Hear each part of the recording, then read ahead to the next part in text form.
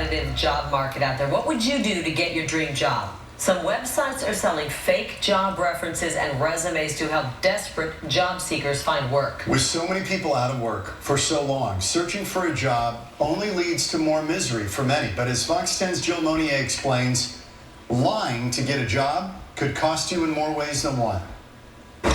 Some call it a sign of the times. Job seekers desperate for an edge are going online to get fake job references. Paladin Deception Services offers that service for a fee. The leader in covert disinformation, the site boasts that they will offer the fictitious reference, the little white lie, or the alibi that you need.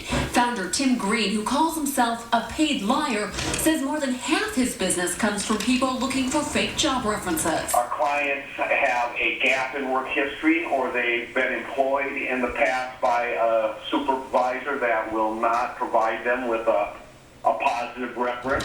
Here's how it works. For $59 a month, Paladin Deception sets up a phone line with an area code in the city of your choice, along with a voicemail, email, and operators standing by ready to answer questions from prospective employer. The reference that is needed.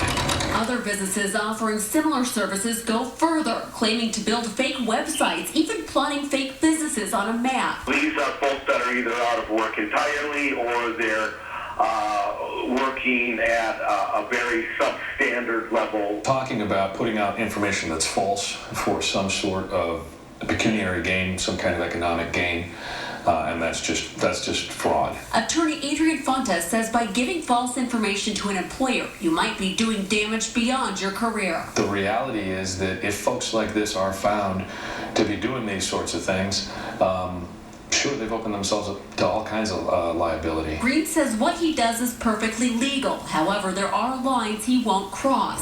We will not impersonate any real person or any real company. We will not give any kind of alibis or verifications in any sort of legal setting. Mike Hayes with Momentum Staffing matches employees with employers. He says there are ways for employers to protect themselves. Suppose they give a number of, hey, I worked at XYZ, here's the phone number, talk to Betty or whatever.